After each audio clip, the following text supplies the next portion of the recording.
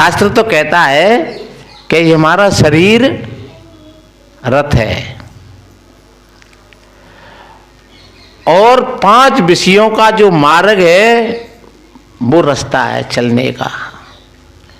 5 विषय का मतलब होता है हम आंखों से देख रहे हैं, कानों से सुन रहे हैं, नासिका से गंदी सुगंधी ले रहे हैं, जिह्वा से रस ग्रहण कर रहे हैं।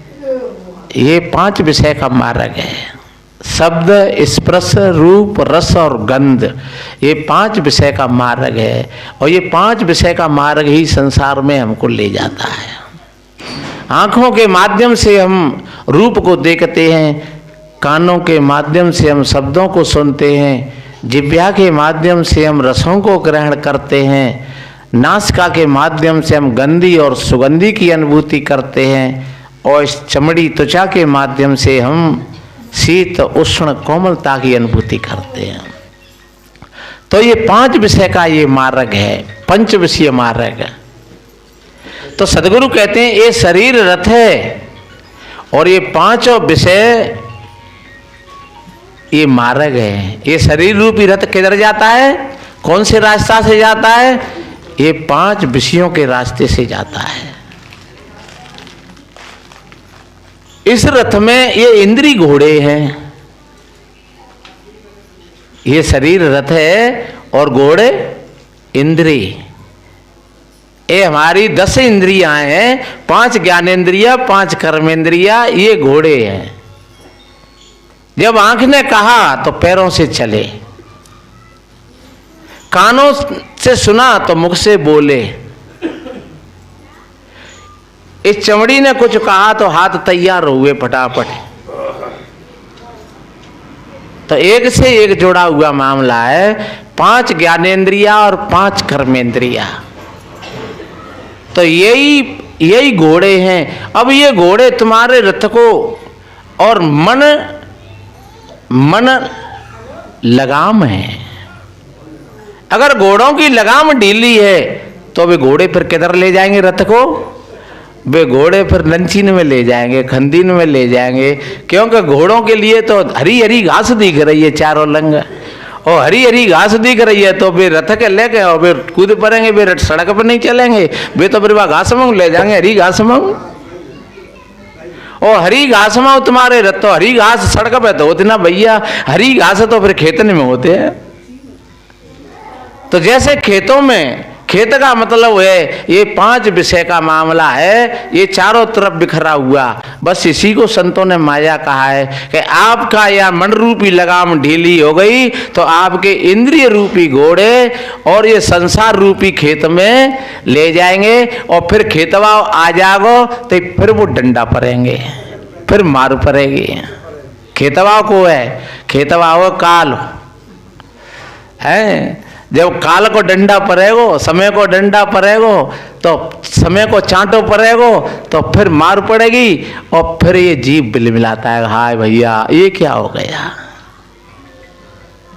तो शरीर रथ है, इंद्रिय घोड़े है, ये 5 विषय ही मार्ग है, मन लगाम है, पर मन से ऊपर और है जिसको हम बुद्धि कहते हैं। आपने अपनी बुद्धि को थोड़ा सा अपनी बुद्धि से काम लिया तो आप अपने मन रूपी लगाम को आप खींच सकते हो। वही आपने अगर मन रूपी लगाम को खींच दिया तो फिर ये इंद्रिय रूपी घोड़े फिर इधर उधर नहीं होंगे।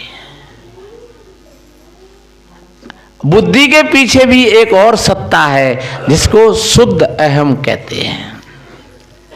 अहम का अर्थ है चेतन से, अहंकार नहीं। अहंकार तो जब आकार बना लेता है तब हम कहते हैं अहंकार।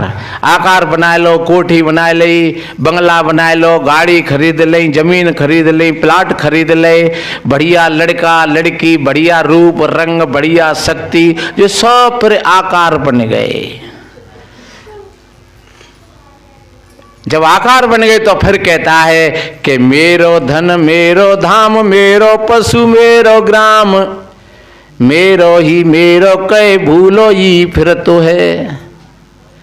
तू तो भयो बाबरो बेकाय गई है बुद्धि तेरी, ऐसो अंधकूप गेयता में तू पर तो है, सुंदर कहे तो नेक नहीं आवे लाज, काज को बिगाड़ क्यों या काज को कर तो है। मेरो धनु मेरो धाम मेरो पशु मेरो धाम, मेरो ही मेरो कहे भूलो ही फिर तो है। ये मेरा ये मेरा ये मेरा ये मेरा ऐसे भाव में, और वो स्वयं को भूल जाता है। तो थोड़ा हम अपनी बुद्धि को जागृत करें, हम अपनी बुद्धि विचार और विवेक के निर्मल बनाएं, बढ़िया अच्छा। जब आपकी बुद्धि काम करेगी थोड़ी, तो तुम उस पर निर्णय लेने लायक हो जाओगे कि हम इस काम को कर रहे हैं तो इसमें आगे क्या होगा, अच्छा है कि बुरा है। इतना अगर विचार आपके अंदर आ जाएगा तो फिर तुम अच्छे और बुरे का निर्णय करने लग जाओगे, तो फिर तुम गलत की तरफ नहीं जाओगे। इसमें कोई ऐसा नहीं है, कहीं कहीं लोग कहते हैं कि भगवान की मर्जी है, वो तो भगवान को की बुद्धि अच्छी बनाए दे, भगवान को की बुद्धि गंत कर दे, भगवान कहुए ठिकाने पे पहुंचाए दे, कहुए नहीं पहुंचाए दे। तो ध्यान रखो, भगवान के हाथ में कोई बात नहीं है। अगर आप जीते जागृत हो तो फिर आप अपनी ठीक धारा को बना सकते हो। अगर आप जीते जागृत नहीं हो, अगर आपकी बुद्धि सोई हुई है, तो ध्यान रखो आपकी बुद्धि काम नहीं करती है तो ये मन रूपी लगाम ढीली रहेगी, इंद्रिय रूपी घोड़े आपके और इस शरीर रूपी रथ को संसार में ले जाएंगे और व्यवस्था बिगड़ जाएगी। इसलिए अगर आप ठीक तरीका से जागृत हो गए, आपने अपनी बुद्धि को ठीक तरीका से संभाल लिया, बुद्धि ने मन को साध लिया, मन ने घोड़ों को साध लिया और घोड़ों ने शरीर को साध लिया, आप साधु बन गए, साधक बन गए। आप यही साधना है, भूखे मरने से साधना नहीं होती है। अगर ये आप सोचोगे चलो भूखे मर के काम चल जाए, या आप सोचोगे खड़ेश्वरी होकर के काम चल जाए, या मौनी होकर के काम चल जाए, या किसी का तथाकथित नाम लेने से काम चल जाए, इस तरीका से नहीं चलेगा।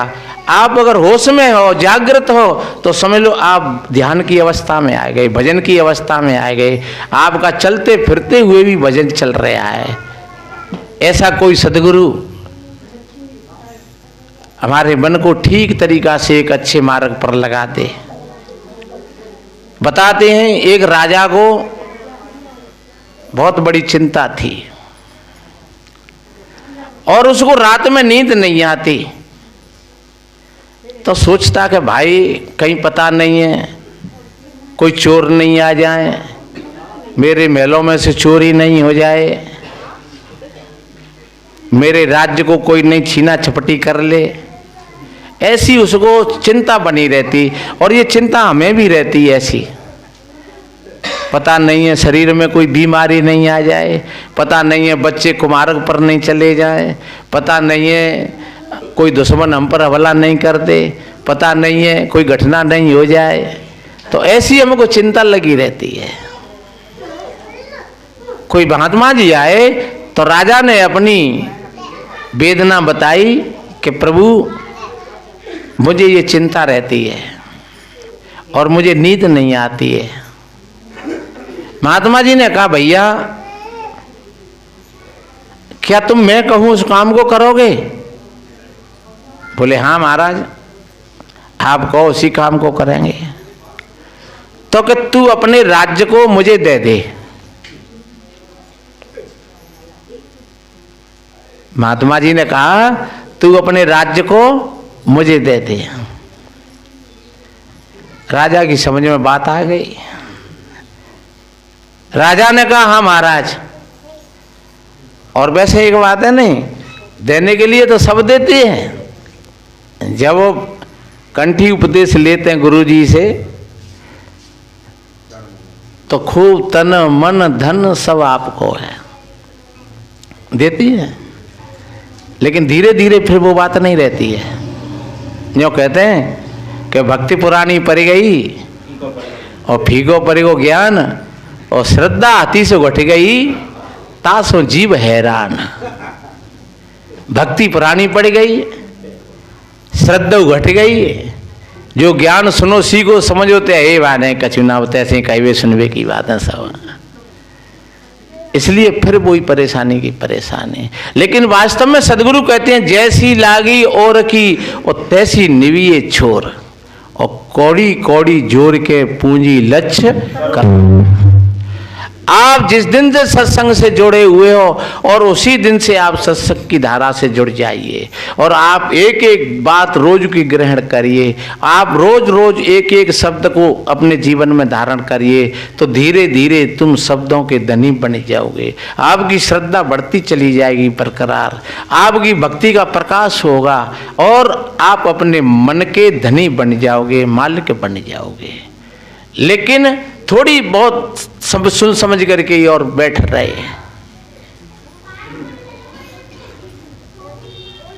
तो महात्मा जी ने कहा कि तुम अपने मन को हमें दे, अपने राज्य को हमें दे दो। राजा के अगर कोई शंका होती तो नहीं दे पाता। राजा ने कहा तो ठीक है प्रभु, मेरी तो चिंता मिट जाए कैसे करके, मुझे नींद नहीं आती है, मैं रात भर करवट बदलता रहता हूँ और महाराज अगर आप इसको संभाल लो तो बहुत बड़ी अच्छी बात है। और मैं समझता हूँ कि ये बिगड़े नहीं मेरा राज्य, और सभी समझते जानते हैं इस बात को।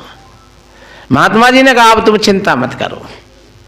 राजा ने अपने राज्य का संकल्प कर दिया और संकल्प करने के बाद फिर राजा ने कहा तो महाराज अब मेरा एक बेटा है और मेरी पत्नी है रानी, अब आप कहें तो फिर मैं कहीं बाहर चला जाऊं।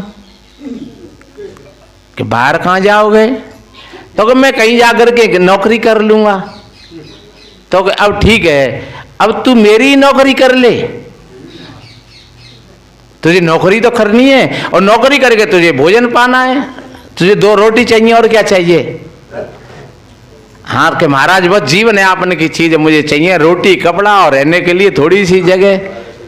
तो क्या फिर तू मेरी नौकरी कर ले, ये सारी चीजें तुझको हम देंगे और हम कहें जिस तरीका से तू हमारे काम को करना। तो बोले महाराज अब बताओ, आप कहेंगे मैं उसी तरीका से करूंगा।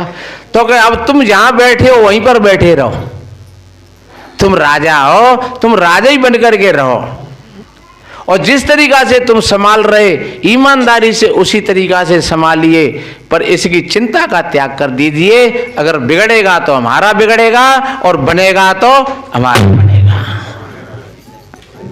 अब तुम्हारा कुछ बिगड़ने वाला नहीं है और तुम्हारा कुछ बनने वाला नहीं है। अगर बनेगा तो हमारा बनेगा और बिगड़ेगा तो हमारा बिगड़ेगा। अब तुझे समझ लिए कि जो बनेगो तो गुरुजी को बनेगो और बिगड़ेगो तो गुरुजी को बिगड़ेगो। मेरा कुछ नहीं है, मुझे तो ईमानदारी से अपना काम करना है। तो बस सब कुछ दे दिया। अब तो राजा है बड़ी, क्योंकि सारी चीजें भी, सारे साधन सुविधा भी, अब केवल राजा की चिंता का हनन हो गया। अब कोई चिंता नहीं है, राजा ईमानदारी से वो अपना पाठ खेल रहा है, अपना काम कर रहा है बढ़िया तरीका से और राज्य को चला रहा है। अब कोई किसी प्रकार का भय नहीं है, कोई संशय नहीं है। ऐसा ही बस चित्त हमारा हो जाए तो निश्चिंत रूप से। और एक बात बताएं, इस संसार में अगर कोई चाहे कि मेरी बहुत बड़ी बात बन जाए तो आज तक किसी की बहुत बड़ी बात नहीं बनी है। एक से एक बड़ा देखो दृष्टि पसार के। और ध्यान रखो ईमानदारी से जो चले हैं उनकी कभी बिगड़ती भी नहीं है और बिगड़ी भी नहीं है। ऑटोमेटिक ये नियम है, आप ईमानदारी से चाहे कौन सा भी कार्य करिए आपको काम में सफलता मिल जाएगी। ईमानदारी से करिए। ईमानदारी से अगर आपको 2 रोटी मिली हैं तो आप 2 रोटी खा करके आप सो जाइए और मैं कहता हूं आपके शरीर में कोई कमी नहीं पड़ेगी। और बेईमानी से तुमने और ज्यादा भर ले तो खून और मांस तो बढ़ेगा का, शायद ये बीमारी और लग जाए को ज्यादा खाएंगे।